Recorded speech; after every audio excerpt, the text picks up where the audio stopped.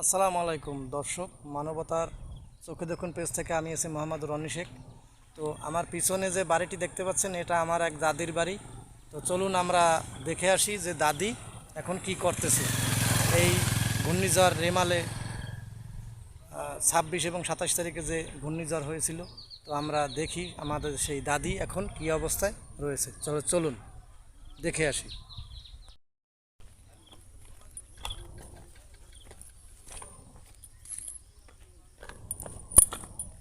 তো দাদির বাড়িরও গাছ পড়ে গিয়েছে, এই যে দেখুন, এই যে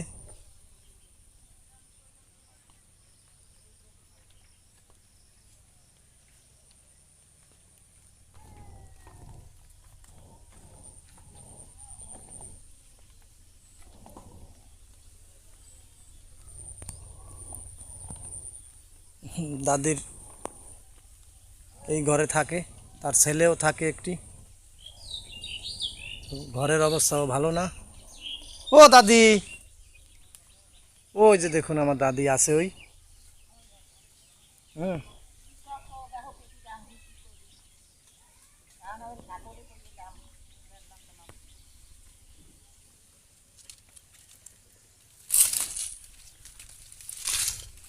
দাদি এখন কাজ করতেছে।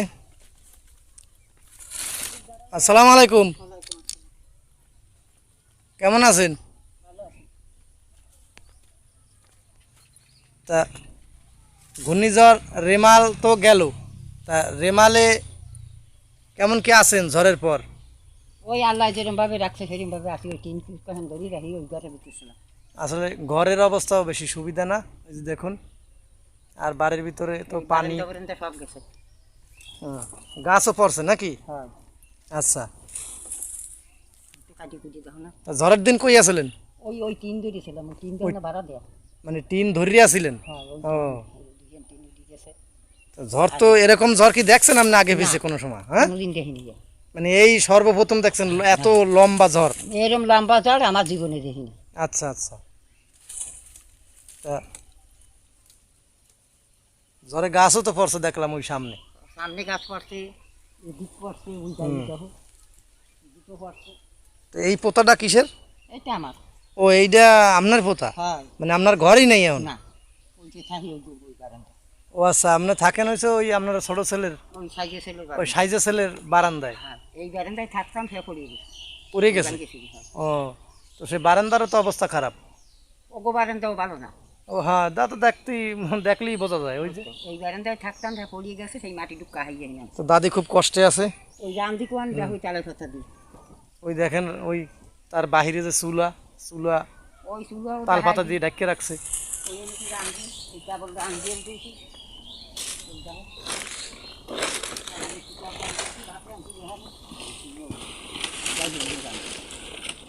হ্যাঁ হ্যাঁ, চুলার অবস্থা দিয়ে শেষ, চুলাও তো ভাঙ্গে চুরে গেছে। আর এই পানিও তো ওটাই চুলায় মনে হয়। হুম, এই মাটিটুকু কিনে নিছি। আসলে দাদি খুব কষ্টে আছে। তাই দাদা মারা গেছে কত বছর হবে? 30-35। তো 30-35 বছর সে কষ্ট করতেছে। আর আপনার ছেলে মেয়ে কয়জন? 5 জন থাকলে তো এই 5 জন ছেলে মেয়ে, এই 5 জন ছেলে মেয়ে সে পালছে 30-35 বছর আগে আমার দাদা মারা গেছে। তো আসলে সে অনেক কষ্ট অনেক কষ্ট, অনেক সংগ্রাম করে তারপরে কিন্তু আছে এই পর্যন্ত। আল্লাহ এখনো বাঁচাই রাখছে। দাদির বয়স কিরকম হবে? বয়স 60-এর উপর চলে গেছে, 70 হয়ে গেছে নাকি। 70 হয়ে গেছে প্রায়। শোনো, আমার টেনশন না, তুমি হিসেব করো। 15 বছর বয়সের সময় বিয়ে হয়েছে, ওরা যুগের বছর আমি এই জায়গা। ও, তাহলে তো মেলা মেলা। আচ্ছা, তাহলে আর কতকাল কি হবে? তো দাদিও আসলে তার শারীরিক অবস্থা বেশি সুবিধা না। তা আপনার যেন কি চাইছিলেন আমার দ্বারে? বাস চাইলে 2টা বাঁশ চাইছেন? হ্যাঁ। আচ্ছা আচ্ছা। তো বাঁশ তো আনিয়ে দেওয়া সম্ভব না, তা 2টা বাঁশের দাম যদি আপনারা দিই এ থেকে খুশি হবেন? খুশি, হ্যাঁ খুশি। খুশি? আচ্ছা, তো আপনারা জানেন যে আমাদের একটি সংগঠন রয়েছে। তো আমরা সেই সংগঠনের মাধ্যমে তাকে 2টো বাঁশের দাম তাকে এখন দিব।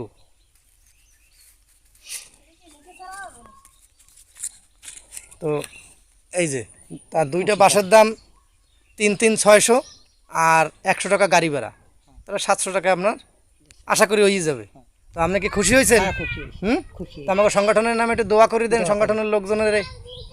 দোয়া করলাম যে তোমরা এই যেন করিয়ে যেতে পারো, যে কয়দিন আসো হুম। এই কয়দিন যেন এইভাবে নীতি ভালো করিয়ে সকলে শুরু করতে পারে, হ্যাঁ। গ্রাম যেন ভালো হয়।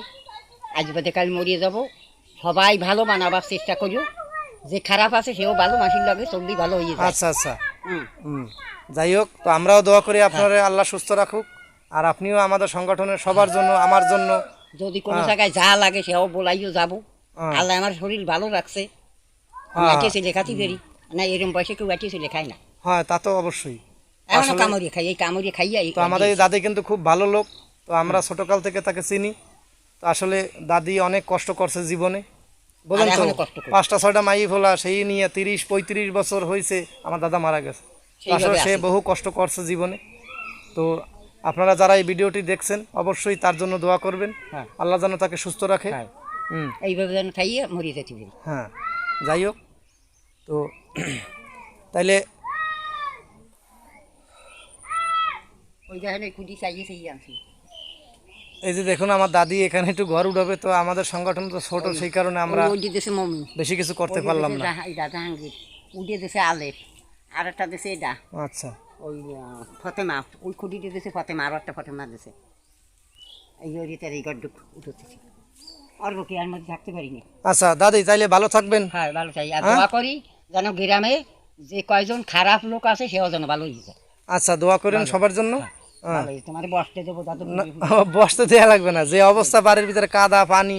হ্যাঁ, তো দর্শক শুনলেন, এই আজকের মতো এই ছিল। তো দেখা হবে পরবর্তী কোনো যদি ভিডিওতে। দেখার ইচ্ছে থাকে তো ভালো থাকেন। দেখবে, 5টা কথা শুনবে, এই লো কথা ভালো কই না, মন্দ কই না, খারাপ কই, তারা শুনবে মুরব্বীর কথা। হ্যাঁ, আর যদি আপনাদের কারোর দরকার হয় শোনার দেখা। তো আসলে দাদি এই ঘরটি উঠাবে, তো আসলে তার সেই সামর্থ্য নাই। তো আচ্ছা, তাহলে আপনি কোন যে আপনার কি কোনো দেশে বা প্রবাসে যারা আছে এদের কাছে কিছু চাওয়ার আছে আপনার, মানে আছে, বলার আছে? আছে। তো বলেন। আমার যদি একবার দুইবার টিন দেয় তা আমার এই ঘর ঢুকেই যায়, আর 5 কোটি লাগবে না, চাইয়ে চাইয়ে নিয়ে। আচ্ছা, তো আসলে ঘরটি অনেক ছোট, তো সে তাকে যদি আপনারা কেউ সহযোগিতা করতে চান, এই আমাদের বড় বাঁশবাড়িয়া পূর্বপাড়া। তো এই বাড়ির নাম কি জানো? বাঁশবাড়ি। না, বাড়ির নাম বাড়ির নাম, বাড়ির নাম কি, বাড়ি তো শরীফ বাড়ি। হ্যাঁ, এটা না, হচ্ছে শেখ বাড়ি। হ্যাঁ, শেখ বাড়ি। আপনারা হচ্ছেন শেখ। আমরা শেখ, ওরা শরীফ। আচ্ছা আচ্ছা, তো একটা বাড়ির ভিতরে ই আছে, তো তারা হচ্ছে শেখ। তো আমার আপনার ছেলেগো নাম জানো কি? জাহাঙ্গীর শেখ, কবির শেখ, মিন্টু শেখ, আলমগীর শেখ। আচ্ছা, আমার দাদার নাম ছিল জানো কি? সবেল শেখ। সবেল শেখ। তো আসলে আমার শহরের নাম আফাজুদ্দি শেখ। ও আচ্ছা, তো আপনারা যদি কেউ তাকে সাহায্য করেন তো করতে পারেন, সরজমিনে এসেও করতে পারেন, আর নয়তোবা এখানে বিকাশ নাম্বার দেওয়া থাকবে। যদি আপনার বিকাশ নাম্বার আছে? বিকাশ আছে? বিকাশ নাই, ও বুঝেন না। যাই হোক, আচ্ছা, তো যেটা যদি না বুঝি সেটা কব কি কব। তো আমাদের পুরো ঠিকানাটা আবার বলি। ডেমা ইউনিয়ন বড় বাঁশবাড়িয়া গ্রাম, এটা হচ্ছে পূর্বপাড়া। হ্যাঁ। পূর্বপাড়া। তো এখানে আসলেই বললে হবে যে কবিরের মাকে, মাকে। কবিরের মা বা জাহাঙ্গীরের মা, যে কোনো লোক দেখাই দেবে। তো আপনারা আসতে পারেন, আসে দেখতে পারেন। আসলে সে যদি আমরা সকলে মিলে যদি তাকে একটু সহযোগিতা করি, তাহলে তার এই ছোট্ট ঘরটি কিন্তু সে উঠাইতে পারবে। এবং সে বয়স তো হয়েছে অনেক, 70+। তো আসলে তবু একটু যদি দেয়, একটু পাঠাটায় খাইয়া দোয়া দূর পড়তে পারি, নামাজ রোজা করতে পারি, কোরআন কিতাব পড়তে পারি, আমি কোরআন শরীফও পড়তে পারি, খতম দিছি। হুম, এই বুড়ো বয়সে আমি খতম দিছি, রোজা 30টে রয়েছি, আমার আল্লাহ দেহর মধ্যে বলা। আচ্ছা ঠিক আছে, তো দেখা যাবে। আমরা তো আছি, তারপরে আপনারা যারা আছেন এরা যদি একটু সহযোগিতা করেন তাহলে দাদির ঘরটা উঠবে। তো